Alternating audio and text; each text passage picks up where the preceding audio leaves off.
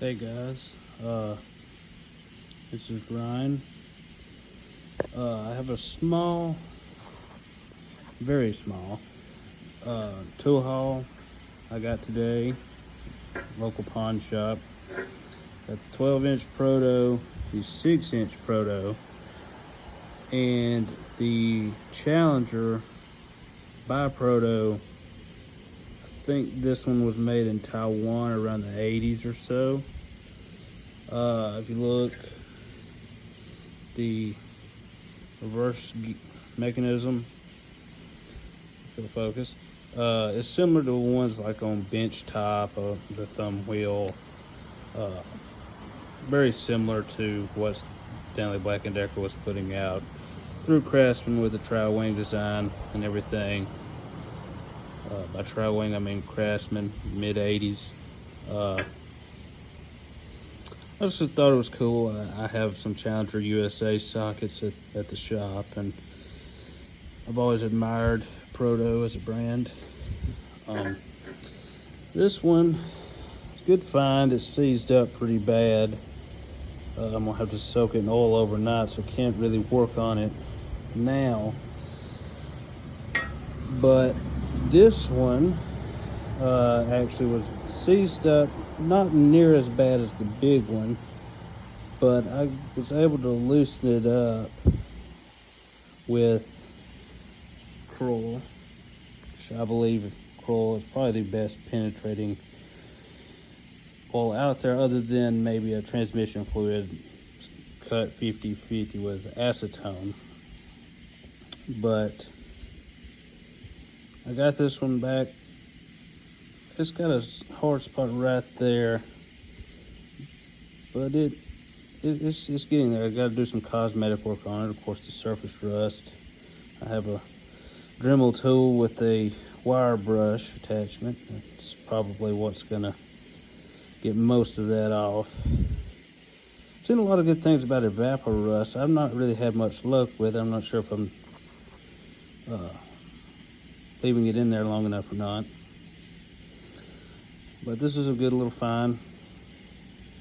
Proto no longer makes theirs in the United States anymore. I'm sure they would warranty this if it did break, but the USA is the way to go in my opinion. As for the ratchet though, I always lube my ratchets, especially these round heads and a lot of my coarser teeth, your 36 tooth, things like that, with grease. And I bought this. It's extreme pressure red lithium grease.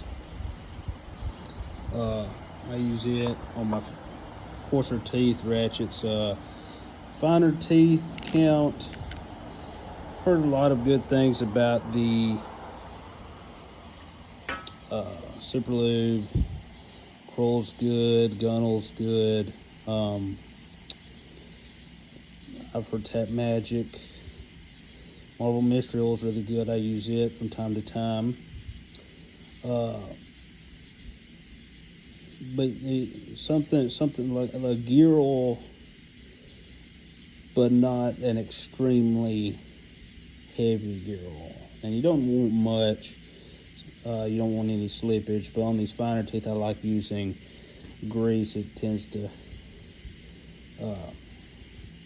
lubricate it better, although over time you will have to maintain it. That grease will gum up and it will lead to skipping teeth and that kind of thing. So you want to take it apart every once in a while, inspect it, and clean it up and re-lube it, just like you would maintain anything else, like giving your car an oil change or something like that. So this is my first video. Hopefully I'll get a little bit better at it. I plan on doing some before and after videos of what I do. I like the patina. It gives it character, like this. Of course, I don't like a bunch of surface rust, but I wanted to show its age, show its use. Every tool has a story. to some extent. So I want to leave that. I want it usable, but I want it to look like it's been used, if that makes sense. So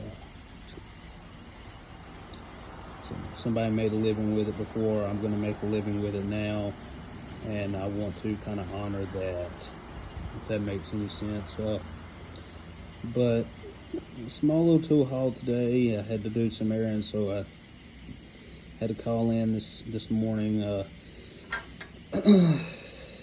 and wish I would have found more. And I'm always on the look for more, so I appreciate it. Whoever tunes into this video, I hope it helps you. Proto is one of my go-to brands. It's quite prevalent on the resale circuit. Most, if not all, is USA made, especially back in the day. Stanley Black & Deckers is the parent company. I know they're a little hit or miss on some things that they do, but Proto's been around a very long time. They're industrial grade ratchets. The model number slips my mind at the moment, but the same ratchets designed for close to 100 years, if not 100 years, with Plum being the predecessor. And if it ain't broke, don't fix it. So I appreciate it. Thank y'all. Good night.